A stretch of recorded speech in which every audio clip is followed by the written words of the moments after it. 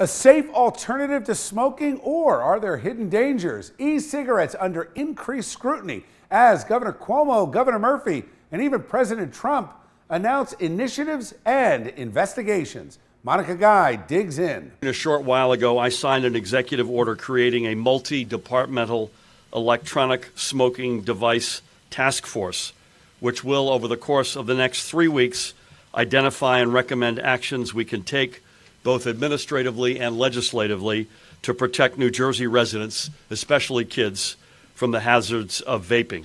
New Jersey Governor Phil Murphy is the latest lawmaker to target e-cigarette companies.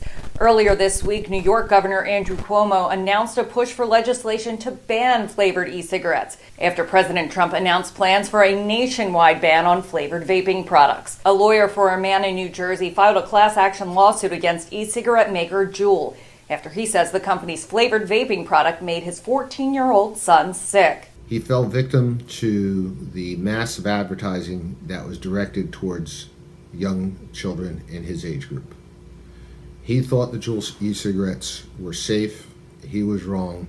He's now addicted. On Monday, the Food and Drug Administration sent a warning letter to Juul, saying it unlawfully marketed their product to kids and claimed that Juul is a healthier alternative to smoking cigarettes. A spokesman for Juul replied to my request for a comment by saying the company is cooperating with the FDA and voluntarily removed all flavors from retail in 2018 as a means of curbing underage usage. While Juul may no longer sell flavored e-cigarettes, other companies still do. In an interview with Chasing News, the American Lung Association cautioned that casual vaping can lead to an addiction. We now have a whole generation of individuals who are getting addicted to nicotine, and we know that it's a gateway to smoking cigarettes. So we're going to have a lot of people smoking cigarettes who otherwise would not have if they had not started vaping. The legal age to buy tobacco in New York and New Jersey is 21.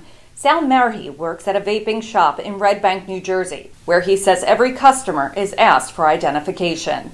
The media would have you think that it's like a 15-year-old kid, but it's not. It's usually like someone in their like late 20s to early 30s, sometimes even a little bit older. That New Jersey Task Force report on e-cigarettes is due on October 3rd, and the State Department of Health in New Jersey has also confirmed 3 cases of pulmonary illness related to electronic cigarettes and is investigating 19 others.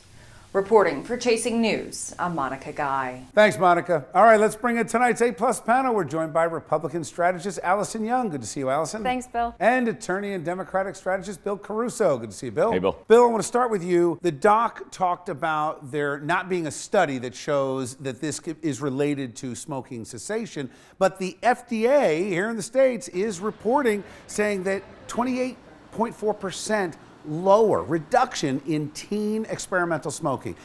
That's the biggest number in recorded history. Listen, this whole thing is turned into a clown show, okay? Because we don't really know, all right? And so it is false that the FDA is not involved with regulating vaping products right now. Are they far enough along in this? Absolutely not. Should we be continuing and encouraging them to continue regulating ingredients? Absolutely. And then when we focus on this problem, okay, this problem where people are dying, it's a serious problem, but people died from using illegal products. So why would we be not forcing more regulation here? This is another case, Bill, of I think where the science hasn't actually caught up to the product yet, because there's more innovation in the market all the time. But also, this is about educating people on what could be and then giving them the option to make their choices. It's a good point. The science seems to be somewhat split. Public Health England, which is a government agency in the UK, saying 95% safer vaping versus tobacco cigarette smoking. We will see, and we must protect the public health. But regulation isn't a bad thing. Banning things is just stupid, though. It is absolutely stupid. It's going to send us out into the black market. People aren't going to stop doing this. We're not going to be continuing. Well, or you're going to drive more kids to go back to smoking. Well, even worse. Kids is where we might find some common ground. This is where the FDA is highly regulating. They're doing their best to make sure that they're not marketing to kids. But frankly, this is on parents too. Parents need to educate your kids on what some of the risks are and to tell them that if you're vaping at 14, you're still putting nicotine in your arteries. Right. Misinformation should certainly not lead to a statewide ban. Right. Unbelievable. Thanks, guys.